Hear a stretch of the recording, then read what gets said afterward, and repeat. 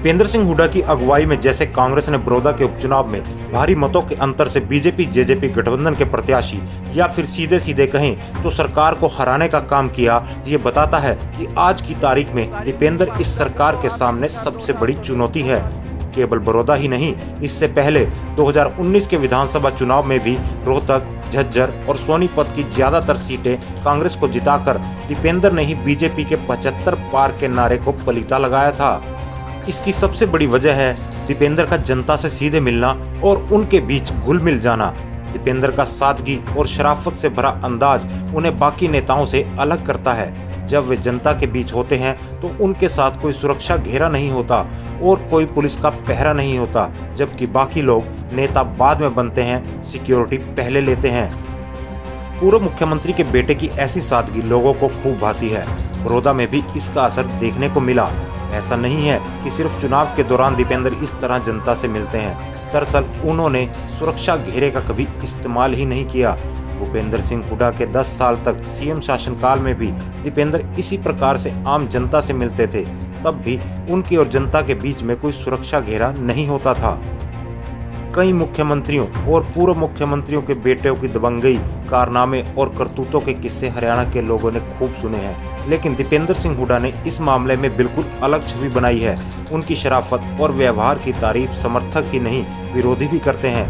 राजनीति में आने के बाद से लेकर आज तक दीपेंद्र हमेशा सांसद रहे हैं। बतौर सांसद ये उनकी चौथी पारी है। बावजूद इसके उनमें इस बात का घमंड दूर दूर तक नजर नहीं आता। यही वजह है कि जब कोई विरोधी दीपेंद्र को निशाना बनाता है तो दीपेंद्र नहीं, जनता उसे जवाब देती है। ऐसा ही जवाब जनता ने बड़ौदा में दिया है। यदि देखा जाए तो दीपेंद्र सिंह हुड्डा सीएम मनोहर लाल खट्टर और डिप्टी सीएम दुष्यंत चौटाला से राजनीतिक अनुभव और जनाधार में कहीं ज्यादा बड़े नेता है, क्योंकि मनोहर लाल खट्टर केवल 2 बार विधायक बने हैं, जबकि दुष्यंत 1 बार सांसद और अब 1 बार विधायक बने हैं और 2 बार चुनाव हार चुके हैं। लेकिन दीपेंद्र हुड्डा जब से राजनीति में आए तब से वे सांसद बनते आए हैं। वे 3 बार लोकसभा और वर्तमान में राज्यसभा के सांसद हैं। दीपेंद्र अपने दम पर कई विधानसभा सीटें जितवाने का दम रखते हैं, जबकि खट्टर या दुष्यंत खुद लड़ने के लिए भी सुरक्षित सीट ढूंढते हैं।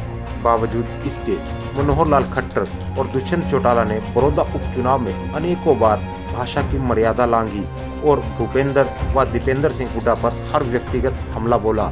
इसके विपरीत जबकि दीपेंद्र हर किसी के लिए मर्यादित और विनम्र शैली में बात करते हैं, फिर चाहे सामने वाला उनका कोई विरोधी ही क्यों ना हो। इतना ही नहीं, दीपेंद्र और भूपेंद्र सिंह हुड्डा कभी भी किसी पर व्यक्तिगत टिप्पणी नहीं करते। लेकिन बड़ौदा उपचुनाव में बीजेपी जेजेपी नेताओं की दीपेंद्र सिंह हुड्डा और भूपेंद्र सिंह हुड्डा पर की गई टिप्पणियां उन्हीं पर भारी पड़ी। लोगों को अपने लाडले नेताओं पर विरोधियों की अमर्यादित टिप्पणी करना पसंद नहीं आया। यही वजह है कि लोगों ने वोट की चोट से सत्ताधारियों को जवाब देने का काम किया। हल्ला बोल हरियाणा।